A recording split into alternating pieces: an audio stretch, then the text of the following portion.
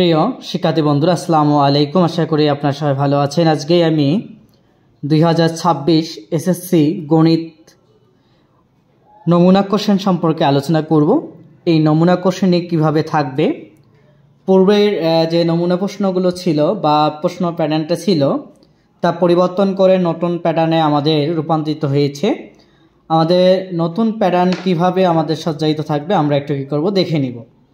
আমাদের এখানে কতগুলো কথা আমাদের বলা হয়েছে যে সময় 2 ঘন্টা 30 মিনিট, পূর্ণমান থাকবে 70 মার্ক 70 মার্ক, রচনামূলক অভিজ্ঞ, ডান পাশের সংখ্যা প্রশ্নের পূর্ণমান জ্ঞাপন করা হলো প্রত্যেক বিভাগ থেকে কমপক্ষে একটি করে, অর্থাৎ আমাদের এখানে বিভাগ থাকবে 4টা, প্রত্যেকটা বিভাগে একটি করে মোট 5টি প্রশ্নের উত্তর দিতে হবে এবং সংক্ষিপ্ত প্রশ্ন দেওয়া থাকবে 10টি উত্তর দিতে হবে। তাহলে আমাদের প্রতিটি বিভাগে কয়টি করে প্রশ্ন থাকবে? আমরা এখানে সর্বপ্রথম দেখছি প্রথম বিভাগ ক বিভাগে থাকবে আমাদের বীজগণিত অংশ, যেখানে প্রশ্ন আছে 1 এবং 2টা থাকবে। 2টার মধ্যে আমরা 2টাই দিতে পারি অথবা আমরা একটা দিব।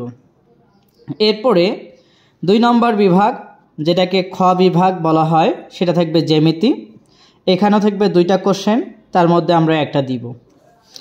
এই যে এখানে আমাদের বলা হচ্ছে যে জ্যামিতি অংশগুলোর মধ্যে আমাদের যেহেতু 2026 সাল পরীক্ষায় জ্যামিতি অংশ আমাদের দেওয়া আছে সম্পাদ্য উপপাদ্য, অর্থাৎ আমাদের সম্পাদ্য আছে সপ্তম অধ্যায়ে এবং আমাদের অষ্টম অধ্যায়ে সম্পর্কে এখানে আলোচনা আছে। এখানে আমাদের 2টি অংশ আমরা দিব। এরপরে 3য় নম্বর যে বিভাগটা আমরা পেয়েছি ত্রিকোণমিতি এবং পরিমিতি অংশ, এখান থেকেও আমাদের 2টার মধ্যে আমাদের দিতে হবে একটি প্রশ্নের আনসার। তাহলে এখানে 5 এবং 6 নম্বর কোশ্চেনটা আমরা কি করছি পাচ্ছি। এরপর আমাদের সবার শেষে যে বিভাগটা থাকবে আমাদের এখানে ঘ বিভাগ, এই 4টা বিভাগ পরিসংখ্যান, এখানে আমাদের থাকবে 2টা। আমরা এখানে একটা কোশ্চেন থাকলো 7 নম্বর এবং অপর দিকে একটা কোশ্চেন আমরা পাচ্ছি সেটা আমাদের 8 নম্বর কোশ্চেন। তাহলে এই 2টা কোশ্চেনের মধ্যে এখানে থাকতে 2টার মধ্যে আমাদের দিতে হবে একটা। তাহলে একটা করে আমরা যদি প্রশ্নের আনসার দেই তাহলে আমাদের প্রশ্নের আনসার আসতেছে 4টা। এখন আমরা যদি মনে করি পরিসংখ্যান থেকে 2টা দিব, অথবা আমরা ত্রিকোণমিতি থেকে আমার 2টা কমন আছে আমরা 2টা দিব, অথবা জ্যামিতি থেকে আমাদের 2টা কমন আছে আমরা এটা দিতে পারি, অথবা বীজগণিতিক অংশ থেকে আমাদের 2টি কমন আছে তা আমরা কি করতে পারি দিতে পারি।